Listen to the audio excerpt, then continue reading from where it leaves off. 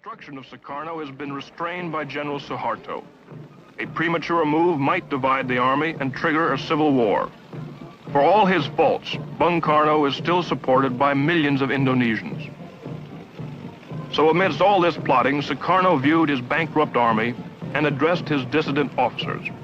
5 Oktober, saya sebagai presiden mengeluarkan dekret. On the 5th of October, I, as president, decreed that we must build an armed forces because, especially in a nation full of conflicts right now,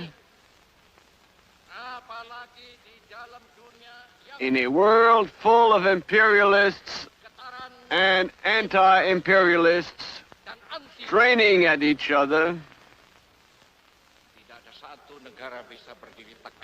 not one nation alone can stand erect without an armed forces. We must maintain a united power so that it will not split apart.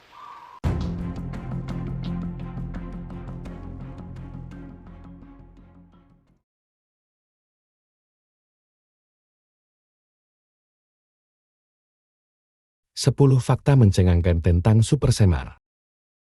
Sampai sekarang, Super Semar atau Surat Perintah 11 Maret masih diperdebatkan karena belum terkuak kebenarannya. Super Semar sendiri adalah surat perintah Sukarno yang menginstruksikan Suharto agar mengamankan Indonesia. Hanya saja, beredar banyak versi dari Super Semar.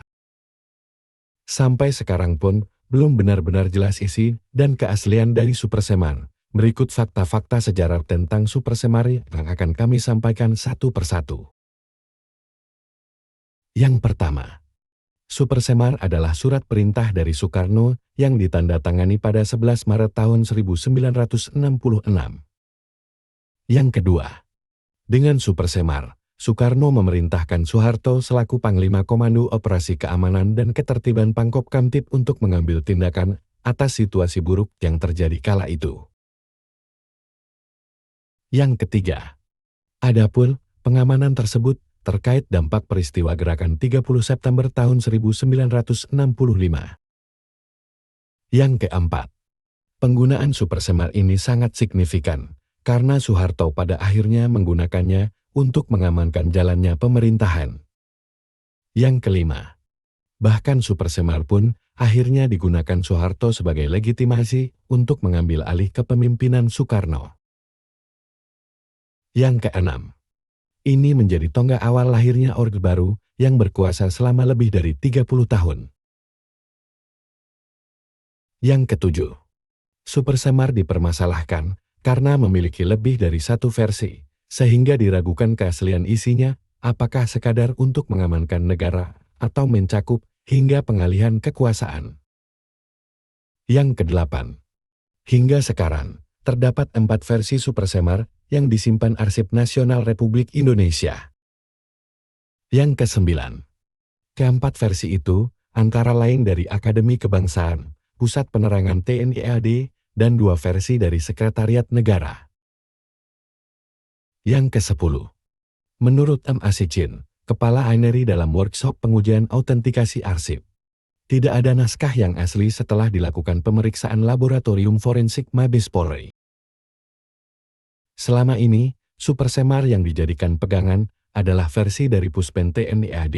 Namun itu juga tak asli karena menggunakan teknologi mesin komputer. Padahal pada tahun 1966 masih baru ada mesin tik manual. Meski begitu, menurut Mahfud MD, dalam diskusi 50 tahun Super Semar, implikasi Super Semar bagi peradaban bangsa, Super Semar sebaiknya tak dipersoalkan lagi dan mengimbau untuk berdamai dengan sejarah. Mengutip pernyataan Sukarno, bangsa yang besar adalah bangsa yang tidak pernah melupakan sejarah bangsanya sendiri. Itu sebabnya, kamu perlu mengingat bahwa peristiwa Super Semar ini masih menjadi misteri hingga sekarang. Misteri ini mungkin tak akan pernah terkuak jika naskah aslinya tak ditemukan. Meski begitu, jangan juga melupakan bahwa Indonesia pun harus terus maju. Oleh karena itu, ayo, lanjutkan perjuangan bangsa ini.